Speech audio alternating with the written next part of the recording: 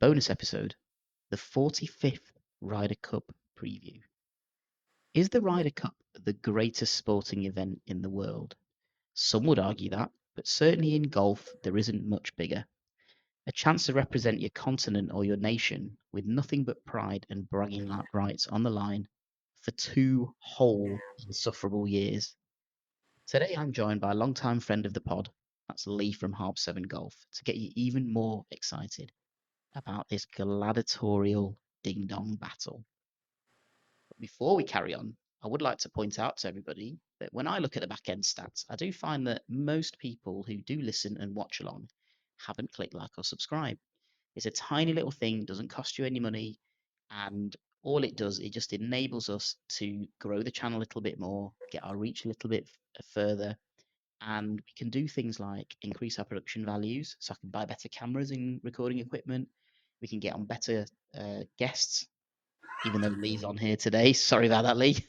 And it also means that we can get a little bit more clout with the golf club. So hopefully we can get a bit of better representation. So for instance, a few courses we're coming up to next, we're going to be talking to the pro at the club. So it'll be a nice little surprise and good little bits of content that we can promote. So just for the action of clicking like, clicking subscribe, and following us, it does help us out immensely. Now, getting back to the episode on hand. So we are recording this. We are going to be 7 days out from the start of the Ryder Cup. So like I said, I've got one of my substandard guests on with me. That is Lee from Harp 7 Golf. So Lee, before I'm gonna ask you to introduce yourself properly and tell us what you do and your journey through golf with Harp 7 Golf. Are we gonna win this and pull off a bit of a minor miracle? Yeah, Yes hold or no? on, Nish. I'm just unsubscribing from your podcast. Shit, we're losing subscribers. Whoops. Yeah, I really, really fancy our chances. I think this is one of our strongest teams and possibly one of USA's weaker teams. I know they've got some outstanding players in Scheffler, DeChambeau, and several others, but their squad doesn't scream world class to me. I think, don't get me wrong, all their players are super talented pros, but I think they've got 4 or 5 kind of newbies coming into the Ryder Cup, and the nerves playing their first Ryder Cup are probably going to be there. They have got the advantage of being on home soil, which seems to really benefit the USA. But I genuinely think the class and the quality of the European side, and of late some of the results that many of those players have been getting, I think I really do fancy our chances this time. That's the correct answer. Good. Well done, mate. I've still unsubscribed, Nish. There's nothing you can say. Yeah, no, I can't get it back now. There's no amount of buttering up I can do. Now, tell us a little bit about yourself, Lee, and your journey in golf with Harp 7 Golf. Yeah, so I've been playing golf for probably 25 plus years, but use that term very loosely. Once a year, twice a year, maybe if I was lucky during my footballing days, and that dominated my lifestyle. So going out drinking and all that good stuff.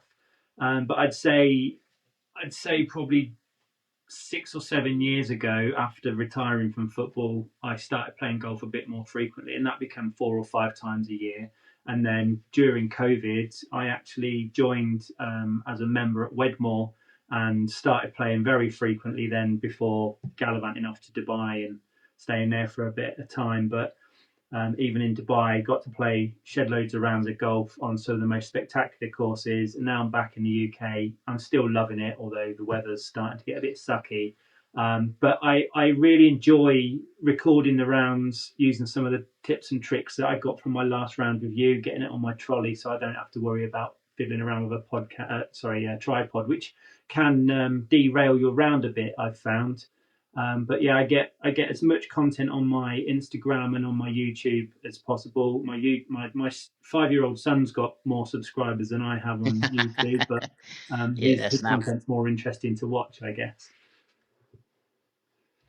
Well, look, I mean, you have been like the OG hype man for our podcast for such a long time, Lee. It's great to have you on, and Unashamedly today, we're going to take a very pro-European stance. I think That's so. us.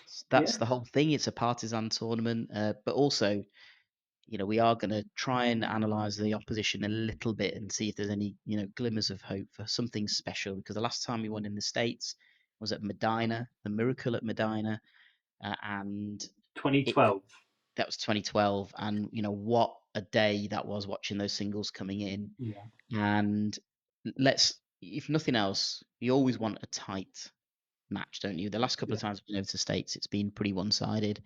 And I think you're right. There's a little bit of. I was talking to the American guys about this. I've been on a couple of American podcasts. So the downside of hooking up with people worldwide on this sort of stuff is that when it comes around to something like this, you're there to be shot at. So I've been invited on to cop a bit of flack, and it's really interesting the mood that I've picked up.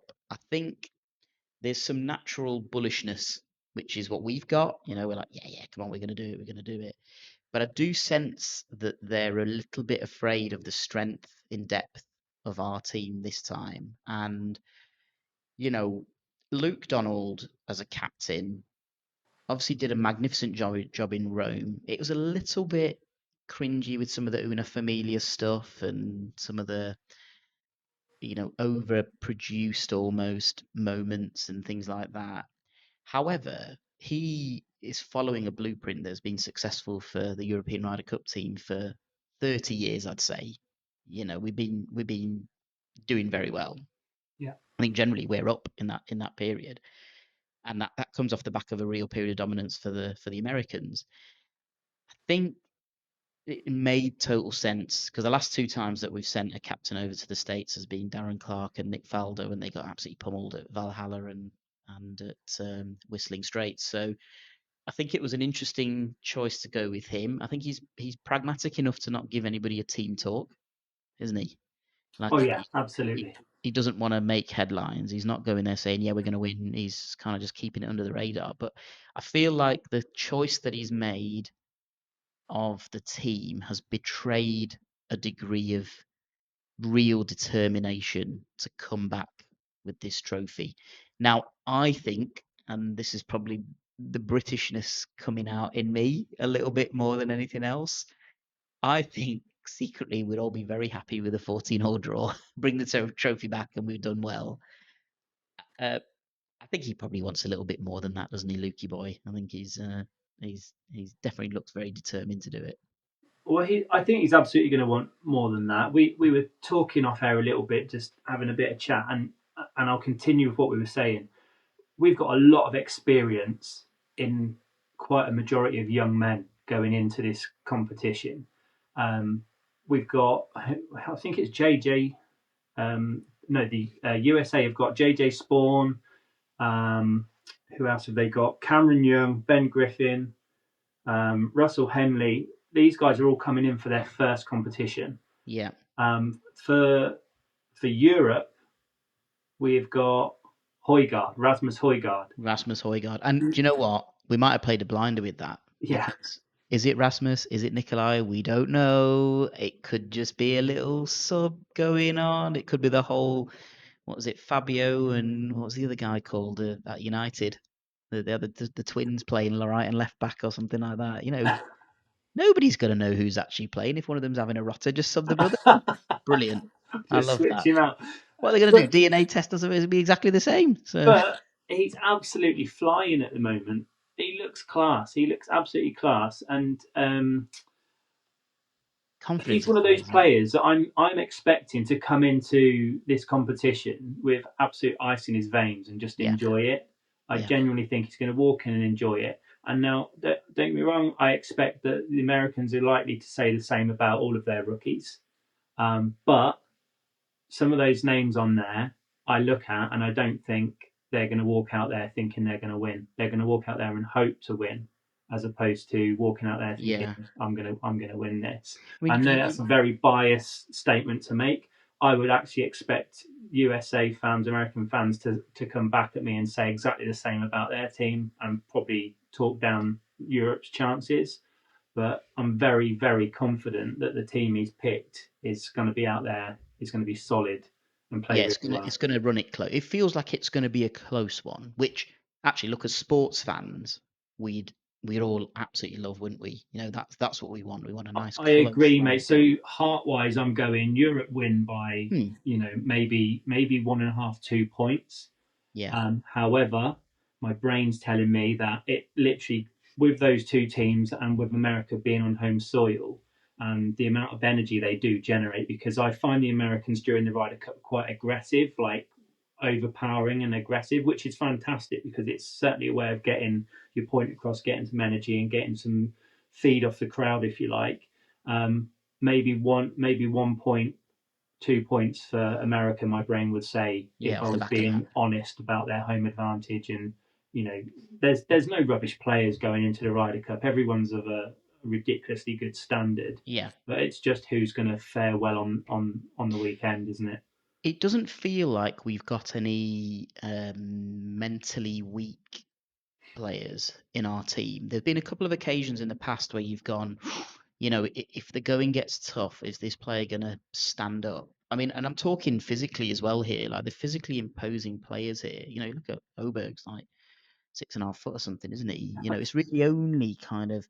I mean, even Tyrrell Hattle's short, but he's stocky. I mean, I wouldn't want to fight Tyrrell I Hatton. was You going know to what I mean? say he's short, but he'll bite your face off if you get He'll him like, yeah, fired. yeah, but he's like a bulldog, isn't he? You know, I think there's not really many that you'd be, and then they either have the physical stature to maybe have the broader shoulders, even metaphorically, but I think there's either that or your record, you know. And a couple of things that have happened in the very recent past, which have been great, is Tommy Fleetwood. I mean, how much stick would he been getting if he didn't win that tour championship right at the end? You know that was going to be something they were going to beat him with. And for him to show the mental fortitude, he wouldn't have been thinking of Ryder Cup at that time, of course. Like, he's thinking Yeah, about winning a yeah, tournament. But to get that monkey off his back, they mm, can't throw that at him now. They can't say, "Oh, he's a choker. He doesn't win. Whatever. He's done it." And then you look at the other story unfolding, which was Rory. Lord, yeah, And we love the guy because he's the he's the playing captain, isn't he, Rory? Like, he's the guy we all love, and we love him because of his emotion and everything like that. And then you go, he's won the Masters. He got that really big millstone from round his neck. He just went, nah, that's it, done. yeah. Wins the Irish Open, home crowd, all that kind of thing. Is it just written in the stars that he wins the Masters, the Irish Open, and the Ryder Cup all in the same year? Would be amazing, and I agree. Him and Tommy are flying high. Rory's coming in. This is his eighth Ryder Cup as well, which is unbelievable. That is Incredible. that He's is some still got achievement to be selected for eight another Ryder 10 years Cups. left in him. I know he's the most seasoned person in the Ryder Cup this competition, and to be coming off the back of those wins, they must be feeling on top of the world, like Yeah, almost invincible as far as what they can achieve at the moment. So yeah, I do feel like if they can get off to a good start, I don't think there'll be any stopping either of them. that first session feels a stupid point, I know, and they'll wheel out all the statistics when they're about the first session, whatever. But it feels like that is so crucial this time round because there's a couple of things that can play out here. We absolutely annihilated them in the first session last year. Never happened, all that kind of stuff.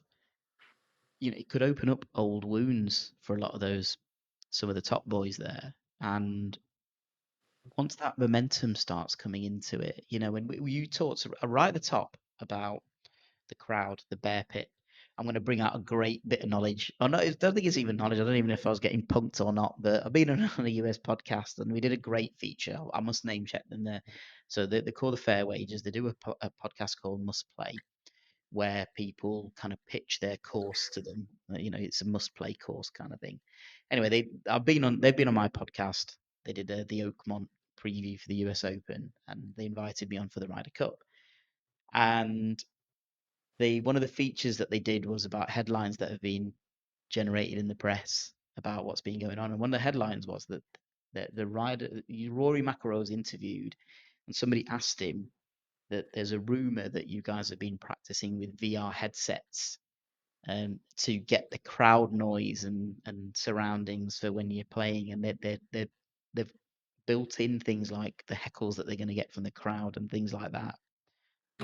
So yeah, I mean that was a headline. I don't know. This is one of those things where it felt like this is. Do you remember Euro '96? Of Yeah, course you remember. Everyone remembers Euro yeah, '96. It was the best summer ever, right? yeah, Do you remember when all the England players were saying song titles in their interviews to wind the yes, I press do. up, It was right? brilliant. Yeah, Just because it was a game and whatever. I feel like that that's what's going on here. That's Rory going, well, that's the team, the squad going, let's just say the most ridiculous thing and let's just see if it gets picked up and then see what comes out of it. Because then the joke's on them, isn't it? It's like we're having a laugh with you. And but then equally, I heard it and I went, how do you know? There is a lot of sense behind that.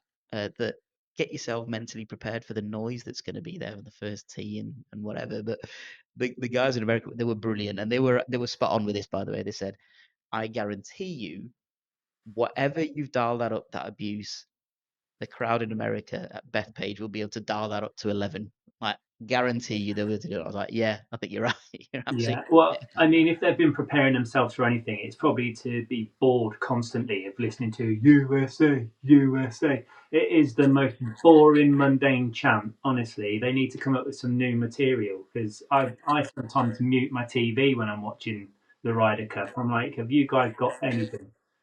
Don't know. Like, Uh, it's pretty much the only chant they've got. yeah, I I think mean, we will beat them on wit. I certainly wouldn't be hiring their football songwriters, or should I say, soccer songwriters, because they just basically sing nursery rhymes as well. Like for the greatest nation on the planet, they're not very good at coming up with songs that are energetic and fun. I mean, honestly, I don't know how many more times I could listen to USA. Imagine being a player out there and playing 18 holes and having to listen to that all the way around. You'd be like, shut up. I'm going to chuck one more thing out there to add the petrol onto that fire that you've just ignited, Lee.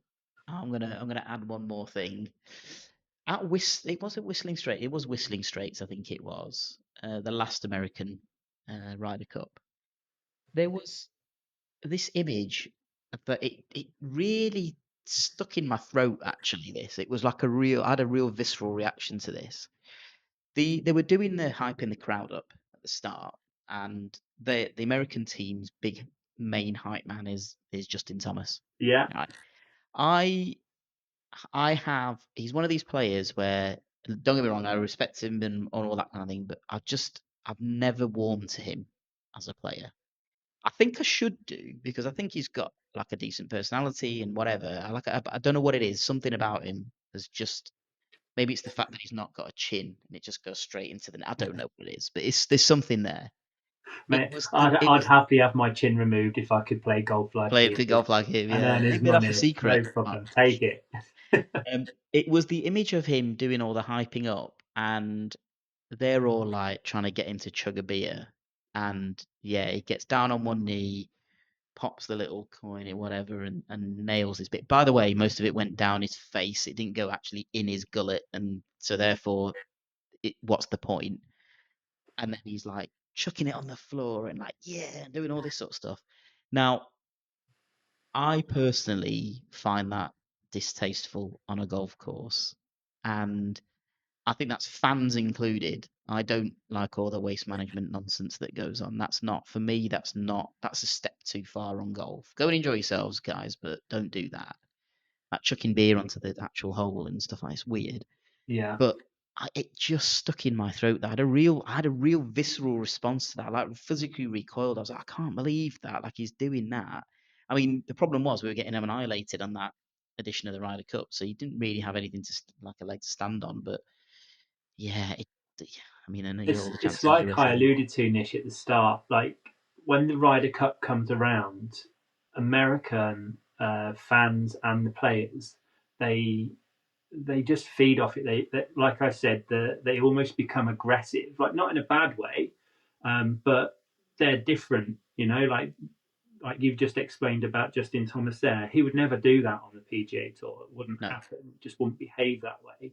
And things change and behaviours change, which I'm all for. I don't hate the waste management situation, but part of me is just like it's going a bit too far away from what we kind of want to see and like what we enjoy. And it's one of the reasons why I can't really watch live. I don't really enjoy.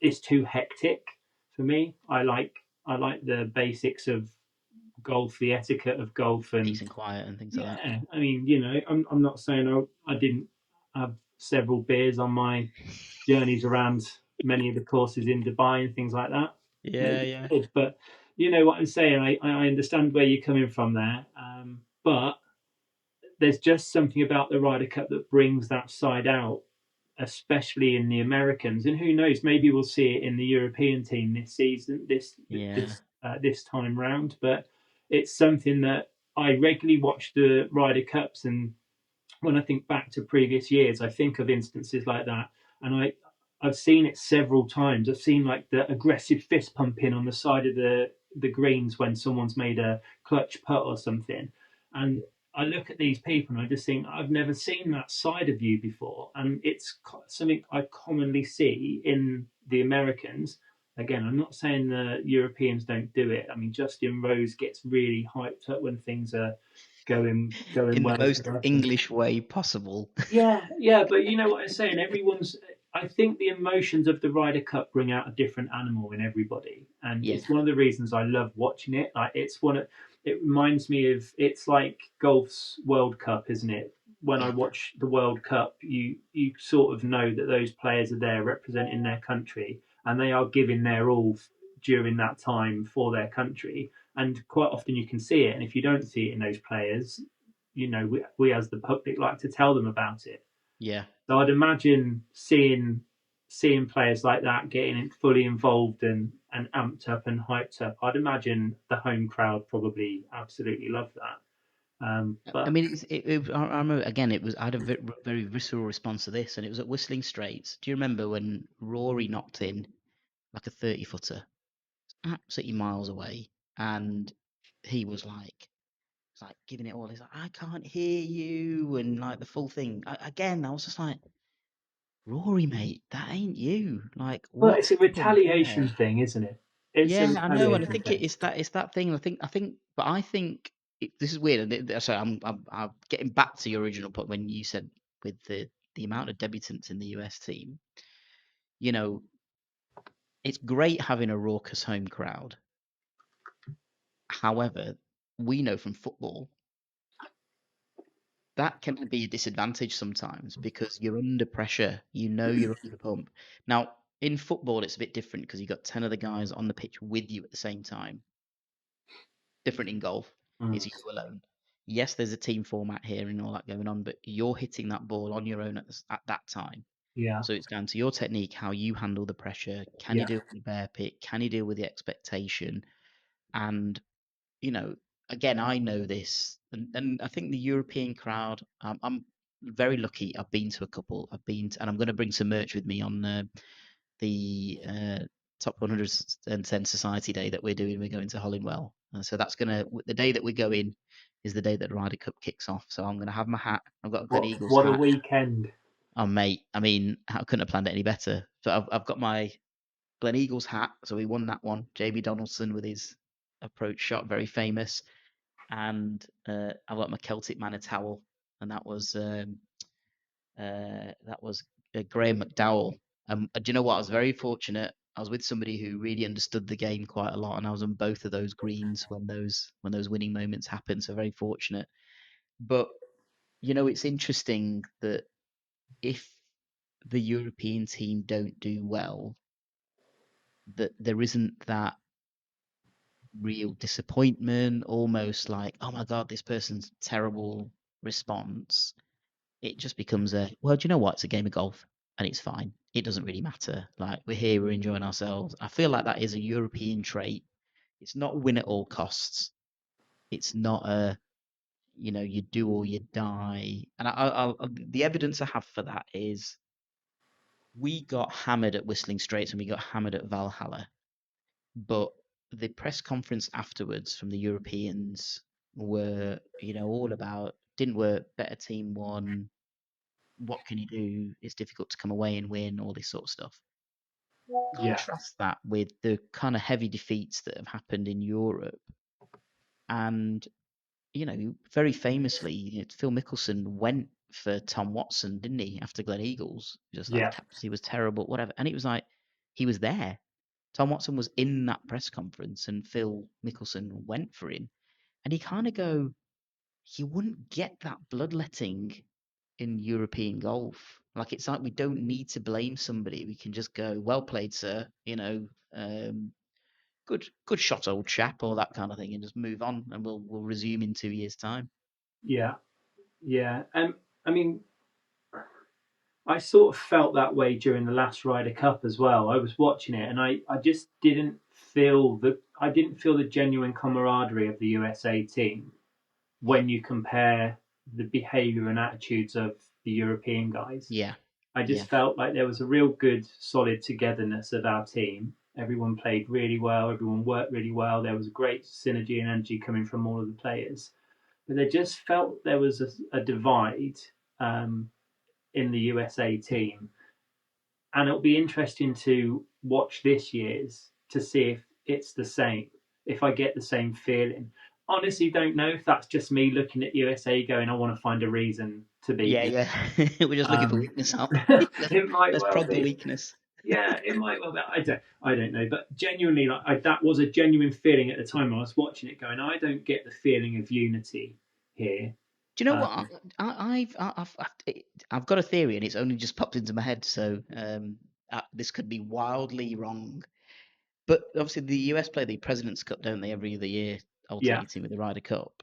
And I wonder if that's partly the cause of it, that they've got too much of the team comp thing going on. So you've got team continuity potentially versus new people coming in, whatever. We've got this every 2 years. That's it. And it means the world to be on that. Because golf is such a fleeting thing, we've had it, haven't we? In yeah, fact, our fleeting thing is hole by hole. Like you have a great hole and then the next one's absolutely dog shit. yeah, And you go, right, okay. But these players, so we've got we're looking at through the team here. Okay. I totally see your point, and it's a bit of a moot point here because of the experience that we've got in here. Oberg, absolute rock star, turns up 2 years ago, and he's backed it up, and he's solid. incredible. Fitzpatrick, just solid guy. Terrible Ryder Cup record. I'm worried about him, but a solid player. He's in there. Tommy He's the Fleetwood, one I'm worried about, right? But if he he can is go the one out I'm there worried and about. get a win on day one, I just think like that's it. That's the That turning sets him point he off. needs. This is his fourth Yeah. Ryder Cup as well. But Like the experience and the knowledge is there. here's the massive thing about the Ryder Cup, though, right? And everyone's stats driven nowadays, aren't they? Yeah, That's his record.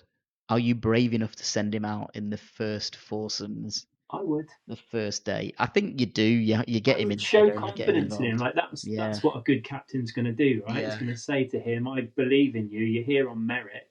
Get yourself out there. Get us a point Was on the he board." Matt Fitzpatrick was a captain's pick, wasn't he? Yes. Yeah. So I mean, already you're in that territory of he's shown the faith in you. You've kind of got to play him on the first day, haven't you? I think they might do a bit what. I mean, we've got Jose Maria's vice captain. And do you know what? We shouldn't um, underestimate the vice captains actually here, because looking at that list. We've been talking about the experience of the players. You've got Eduardo Molinari, who was there last time before. Thomas Bjorn, stalwart of European golf, been in and around that Ryder Cup team for like 20, 27, 28 years, whatever. Jose Maria Olazábal, last European captain to win in the States, miracle at Medina. You've got Francesco Molinari. I mean, just Mollywood and all that kind of thing. But great player, great guy, great character. And Alex Noren. I mean, Alex Noren, probably on recent form, is good enough to be in the team if you're honest. But I mean, what a Really great well. guy to have there, like Yeah. on form, whatever. I think the vice captains, and there was this whole debate about Keegan Bradley, wasn't there, being a playing captain, whatever. I think of the two, looking at the vice captains, I think you'd probably say Luke Donald was the more comfortable being able to go, do you know what? I'll devolve responsibility to my vice captains here, because of the strength of that lineup. I mean, it's amazing. By the way, I've got to bring out my pet hate now about the European Ryder Cup team. Like, this happens every single time, and it centres around Jose Maria Lathebol. Now, you know what, because I've already told you this, but this every time this gets me. So the way I see it is, we're either going to have a good first day, or we're going to have a bad first day. I don't think it's going to be level pegging. I think it's going to go one way or the other. But even if it is level pegging, let's say you've got all three options are on the table. You get to day two, right? And day two is crucial, sets you up for the singles. There's one thing is going to happen at that point, right? Team Europe are going to have in the dress in the locker room. They're going to have murals of Sevi. They're going to have videos of Sevi playing. They're going to have Jose Maria Olazabal the night before talking about Sevi, crying, getting emotional. Do it for Sevi. Sevi who lived and breathed European golf. And don't get me wrong, what a legend. And he did. He lived and breathed European golf. And sadly, he's not with us. And it would be amazing if he still was.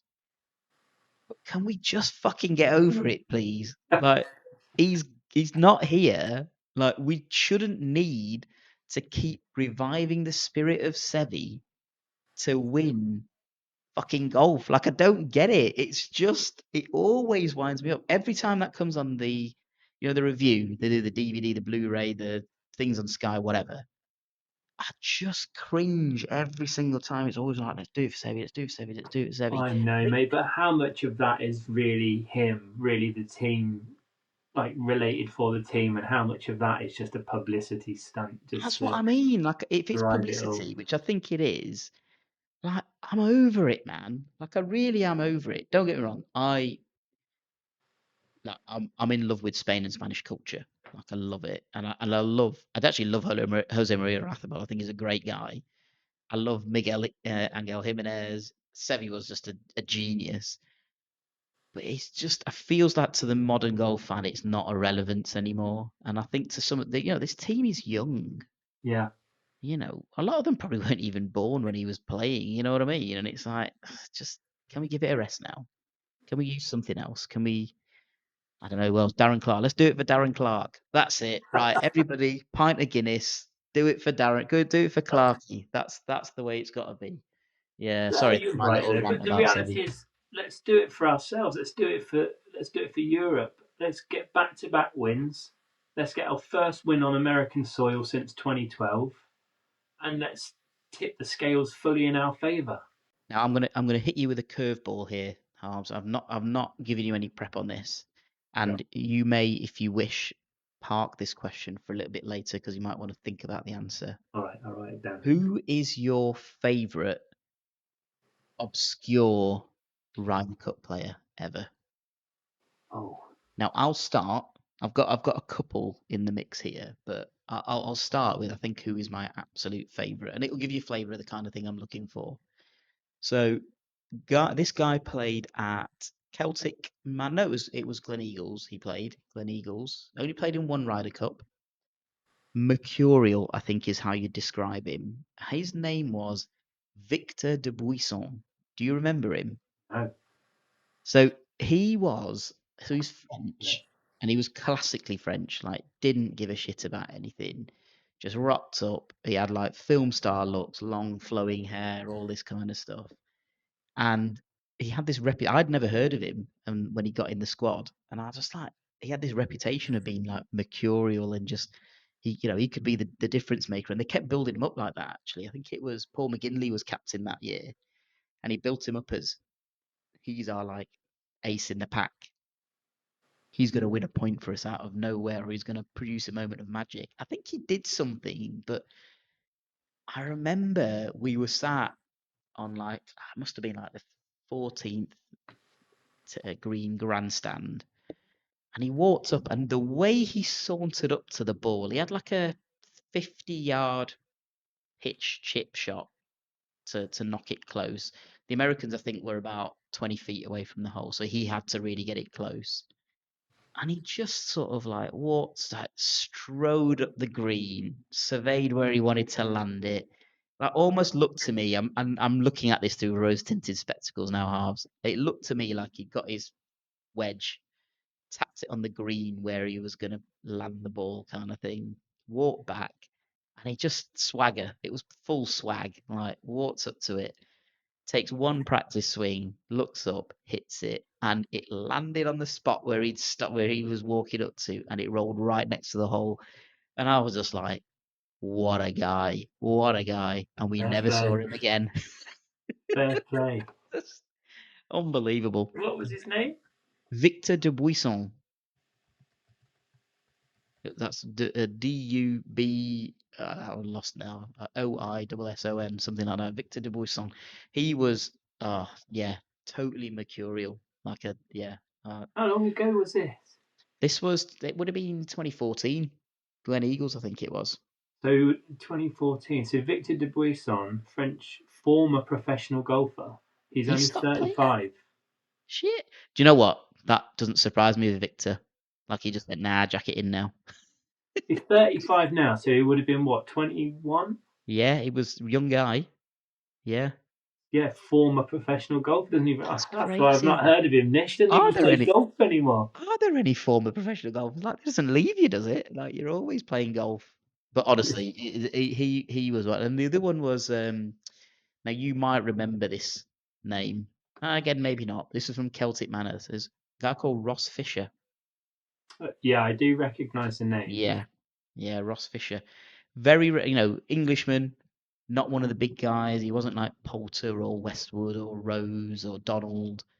Um, and yeah, just kind of, I think he made that one Ryder Cup, and I don't think he played much. I think he played singles and he might have played one other session, but it was just like living the dream. You could tell, you could see in his face, he was just living the dream. He was like, yeah, yeah, yeah, this is great. I absolutely love it, Because I think usually our team's pretty nailed on, isn't it? You know who's going to Yeah. be in there. You know what's No, going didn't to even do. realise. 2010 he played, secured 2010. 2 points out of four, so Oh, so not he bad he played record. in four matches, did he? What it says, yeah. Oh shit! Do you know what? I'm surprised by that. That was Monty. Monty was captain then. Celtic Manor, Yeah, yeah. yeah, yeah. That was an interesting one. Yeah, I mean, look, we've alluded to it a lot before, but we probably should make an overt thing about it. But this kind of European camaraderie and spirit, I know it gets overused sometimes, doesn't it? But it feels like a palpable thing. I mean, I've been to one, and I keep saying it. I'm really, really sorry if I'm really rubbing salt in the wounds here, but I've been to two, and you do feel it. There is that and I don't think it's necessarily that you're all like, oh, we're all in it together, whatever. I think you're just happy that, English people, Scottish people, Welsh people, Italian, French, whatever, all come over and everyone's just having a great time and a good party, and it's a golf tournament, trip of a lifetime, that kind of thing. But, I feel there is that real sense of unity and pride, and, let's sort of do it. But then also, do you know what? We're not win at all costs either. We can we could probably lose, and it's fine because we get another go in 2 years' time, and it's all right. Doesn't matter. It's Yeah, it's a golf yeah. tournament. We'll not lose sleep over it. We'll be upset for a little bit. We'll have Well, a if, cup to of be tea. honest, we'll have a better party if we don't win because Yeah, we'll have a we don't cup of know. tea and get over it, mate. It'll be Yeah, fine. drown your sorrows in a cup of tea. No, it's one of those things. Honestly, I don't think it's coincidence that we haven't won in America for over a decade.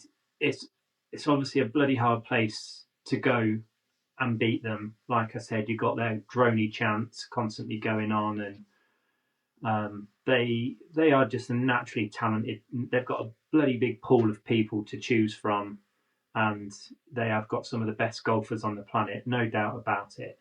I think by the end of this weekend, you hate the letters U, S, and A. Every time I watch it, honestly, sometimes I mute my TV. I'm like, I can't listen to this concert. And The Mac. the Oh, captains in the past have been firing up the crowd, doing it themselves, going USA. I'm like, just find a new chant, please, like something, just yeah, we, we anything. we we definitely win on the wit, don't we? The Yeah, wit of the chance, we always win. yeah. I mean, that's That's one in our thing I'll DNA. definitely give the English and the French and the Spanish are pretty good at coming up with songs, even if they're taking the piss out their own players. They're Absolutely. usually pretty good at coming up with these quippy songs that are quite catchy and you can sing along to. But yeah, I won't keep going on about it, mate, because I don't want to ruffle too many feathers. But yeah, it'd be No, lovely to hear let's some. ruffle, mate. We said that. Why do you think we've got no American representation on this podcast? I didn't want it. I was like, I don't want anything to ruin us. Just No, listen, this it's all tongue in cheek. Of course, it's this all is my tongue in cheek. We genuine love prediction. everybody. My genuine prediction. I think Europe are gonna win on American soil for the first time since 2012, Yeah, and I think we're gonna do it by 2 points. That's I my think 2 point. prediction. Yeah, Yeah. 15-3, 15-13. Yeah. Fair play to anyone that can sit and watch the entire Ryder Cup. I mean, we're going to be playing golf during day one ourselves, so we're going to miss a majority of it. How good is that? We're I playing know, golf fantastic, when the Ryder Cup's going on. fantastic. But at one point, I promise you, we'll look at the scoreboard and it will be all red, and we'll be like, "Oh, for fuck's sake!" And then by the end of it, the blues will have started filtering in, and I do sometimes feel like that happens quite a lot during the Ryder Cup. I Yeah, very, very often see a big red leaderboard, and then the Blues just start coming back and dotting on that board.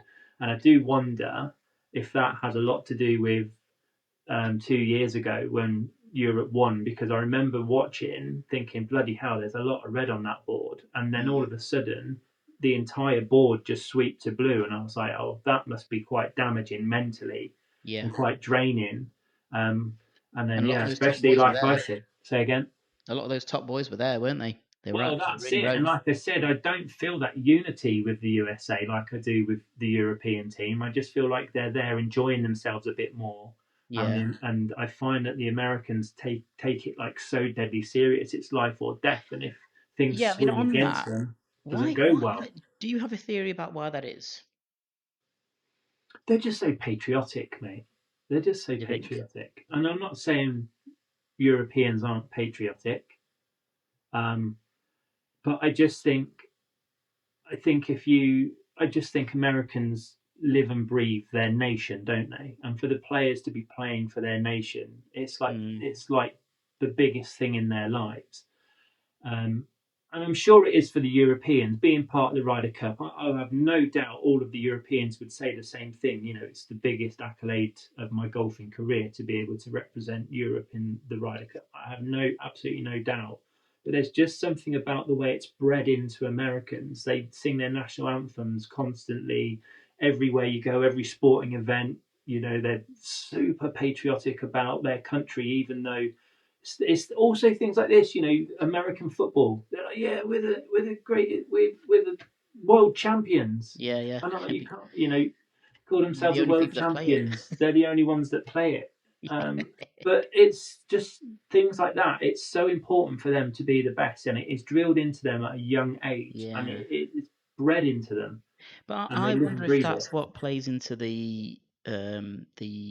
perceived lack anyway of that team camaraderie and spirit, because it's so important Mm, to win, because golf is a solitary sport. And we all know what the American golf college system is like. It mm, breeds winners. That's just how it is. yeah, And these guys are trained almost to kind of hate each other. You're looking out for number one, you're gonna beat yeah. the other guy, all that kind of thing. Biggest competitors from day one. Correct. And then adding to that, I think there is that psyche, that American psyche of like, we're number one, we're gonna show that, we're gonna show dominance in everything, and we're the greatest, ever. By the way, that's backed up by a load of stats as well. Like the best in the world are largely American. So that's not me being down on the kind of system it produces winners. That's just the way it is. But then suddenly you go, oh, bring that into a team environment, and you're fighting for each other. And like the guy that last week you hated, he's now your enemy. He's now your No, friend. the Sorry, he's teammate. gone from yeah. Whereas where the Europeans, you don't get that Justin Rose is trying to outpsych Rory McIlroy. I mean, they're in the playoffs at the Masters. And you'd think, oh, there's a bit of a thing there, Justin Rose and McIlroy and whatever. But you could just see that they both looked like they were just happy for each other to be there, sort of thing. It's like, oh, well, at least we're with each other, and at the end, Justin Rose didn't, he didn't sort of, well, he played his putt, didn't he? He put his putt in so Rory could have his moment Yeah, right at the end. yeah. That's a moment of selflessness at that time that I think it would it would surprise me if he saw. I mean, who are Cantlay doing that to Morikawa? It would surprise me to see that because I think he'd say, no, actually, It's your I'm go. gonna I'm gonna give you a chance to miss this. Yeah, yeah, exactly. Um, and I think there's something there. There is a little like, well, we'll use it. Come on, we'll use the phrase the je ne sais quoi. I think of the European teammate. I do not know what, but you're right. It's the You're right. vavavoom of And the European Cantley's one team. of those people. DeChambeau's one of those people. They well, not so much DeChambeau now. We brought that up Mm, in the previous podcast I was on I with know I you, where like him now. I think It's he's annoying turned a big actually. corner. Yeah, I But like him. Cantley always seems to be in a gripe with someone or in a Yeah, mood about something. I I feel don't like know. he needs it to play good golf. Yeah, maybe, You maybe. know, he almost Um, needs that aggressive, that kind of like me against the world kind of thing. But yeah, I mean, what do you know about the course? absolutely nothing. I still can't get my head around the fact there's even golf courses in that city. Yeah, it's mad, isn't it? Really. Yeah, Yeah, I mean, so Beth Page Black. There's a couple of interesting things about this. So again, the benefit of being on US podcasts has been to get this insider info. yeah. It's not insider, and just like information about the course, really. So Beth Page Black, a lot of people will have heard about, it's a public park, is where that golf course is. So that doesn't mean it's a municipal as such, but it does mean that you can pay to play at that golf course. It's not exclusive. It's not one of these country clubs where you need an invitation to go on. Now, as a result, and because it's a highly regarded venue, as a result, the tee times and tee slots are like gold dust. So it is difficult to get on. They run a system where you can turn up at 7 o'clock in the morning, you can queue, and you can get added to a tee slot, which they do at St Andrews, and that's a democratic way of doing it. But again, there's no guarantee you're going to get on because if all the tee slots are booked, there's nothing for that day. Now, that gives it a little bit of, for me, gives it a little bit of extra juice, I suppose, because I like that. I think it's nice that it's not being played at some snooty club where one of the ones that Tiger Woods described, where he used to turn up and he was like, I only had two questions. What's the course record? And where's the first tee? That kind of thing. It was like brilliant. What that mentality monster that guy was. But so that's one of the things about like Beth Page. Now the black course, there are five courses there. So there's a black course, there's a red course, blue course, yellow course, and green course. And they all start from around the clubhouse, which is again quite rare for such a big golf facility. Yeah. Now, Beth Page Black, hardest one.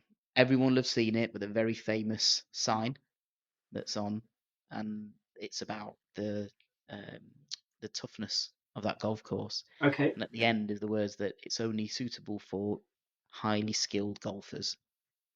So we're sending these guys out on a self-professed brute of a course. And I think the main thing that comes out from it is that you either have to drive it well or you place a premium on accuracy off the tee. Now, Hey. you look at the lineups and where do you think that puts in terms of the tee anyway? Because I feel like the way the Ryder Cup is going and people can hit it so long and all that kind of stuff that how you are off the tee determines who wins the Ryder Cup. Europe were amazing off the tee in Rome. They really were so accurate and just consistent. Now, what do you think, or do you feel there's any advantage either way from how that tee's lining up, or the tee characteristics? Swings and roundabouts, Nish, if I'm brutally honest. Yeah. Like I say, if you look at the American lineup and there's a handful of players in there that you could put them on any course and it wouldn't matter. It would make absolutely no odds because they would Yeah. just cruise their way around it. Like I said earlier, I think in my opinion, it's likely to be more of a challenge for those making their debut because if there's areas for them to make mistakes, they'll be the ones that will likely find those mistakes. Mm. Um, I look at the European team and we've got such a mix of players. Let's just have a look. So off the tee, we have got some very solid players, but we've got some geniuses with their short games as well. I'm so pleased to see Rob McIntyre sitting Oh, in do you know? Yeah, took the words out of my mouth. That's exactly what I was going to say. Bob McIntyre getting in there is just that's a joy for me. There's two Yeah, players in there actually that I feel like every how it's difficult to say this without it sounding so disrespectful to them, and I don't mean it like this in any way, shape, or form. But every every man, European golfer, British golfer who's uh 10 to 24 handicap, you just you just see something in Lowry and McIntyre, and you just go, do you know what? If those boys can do it, I could do it as well. And I don't think that's down to golfing ability. It isn't that because they are amazing. Like those boys are absolutely fucking immense, right? But I think it's just they've got they've got that thing that I mean, it's a little bit like Rory to a degree, but Rory's such a know unbelievable player that he's like otherworldly almost. But it just feels like you can go, do you know what? I can have a beer with him. I can relate to that, and they just have this wonderment about them of playing and being there and being happy and all that kind of down thing. to And earth guys. Rory said something that was unbelievable at the Irish Open, and I, I sort of picked up on it later on, really, because I think somebody had posted this video, and he said something that just really resonated with me. And again, visceral response, but in a good way this time. And I was like, I think what he said was he was he'd won the Irish Open and they're interviewing him and he's looking round and he's like a kid again and he's looking around and he goes, do you know what? I just find it unbelievable that I'm able to be here, be at home in front of home fans and celebrate a win with my home crowd. Like I'm pinching myself about it. And I thought, do you know what? Like you're possibly one of the most famous people on the planet. You're certainly one of the biggest golfers. You've done everything.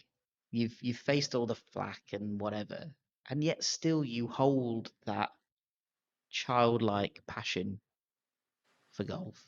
Yeah, How do you do that? How do you do that? I, Guinness, I think.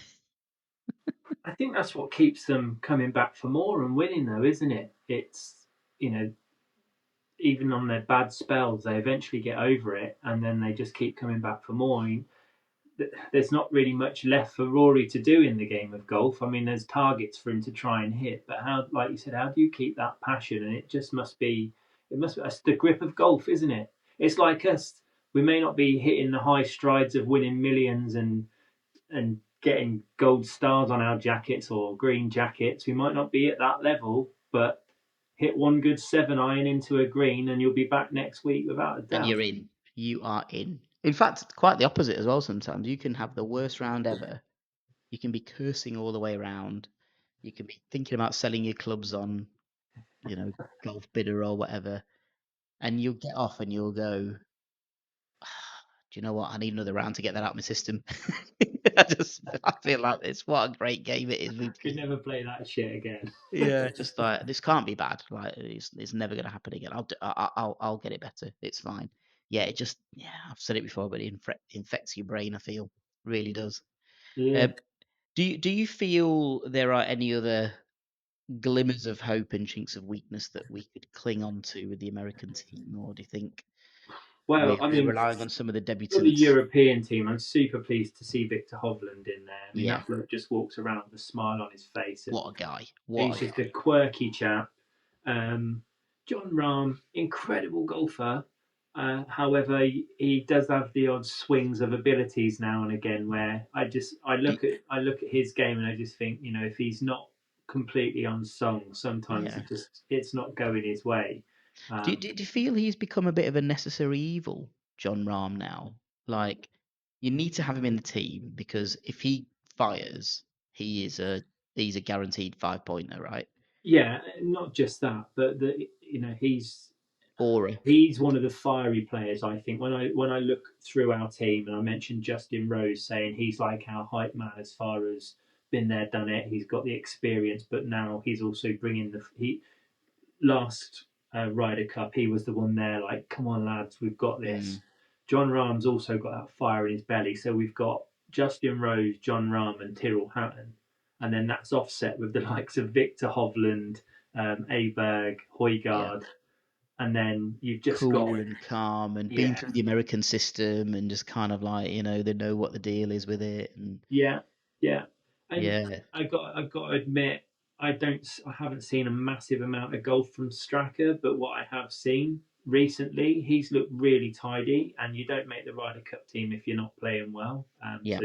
So I got sadly not much more to add to that, but we'll I think certainly get to he's a watch him in solid all his type, isn't glory he? next weekend.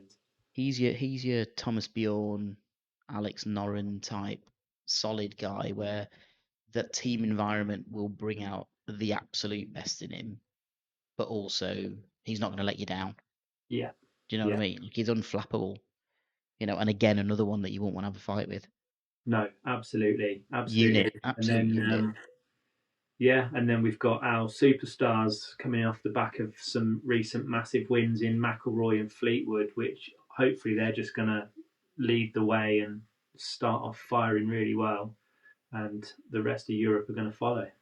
It's just exciting, mate, isn't it? It It's is. I am exciting. so excited It's for next exciting. week. So, unsurprisingly, like I said at the top, we're unashamedly pro Europe. We're Absolutely. obviously going for European wins, obviously. I'm going to go with a 2 point gap as well, but I'm going to go, we're just going to sneak it 15-13, I think. Yeah. Is that possible? That's possible. Yeah, just do the sums in my Yeah. head. Yeah, yeah, Game over. yeah, There's no it's fine. coming back from that. Yeah, I think we'll do that because I think it'll be close, and I think I feel like we'll win the first day, Looking back over the history, mate, we have won in New York before. So back in 1995. which was at where It was was Oak Hill Oak Hill. Oh, in New York. interesting. So Right. that's a good omen in my book. Yeah, I mean, it's a done deal, isn't it? VR headsets, mate. That's like I Yeah, said, that's what did it must for be me. what As it soon as I is. heard that, I was like, we've got it in the bag. I mean, if we're stooping to those depths, You come off that podcast and they're all sitting there going, he's going to go and Google that now. You watch. do you know what? I didn't. It's so funny. I should have checked it out, really, shouldn't I?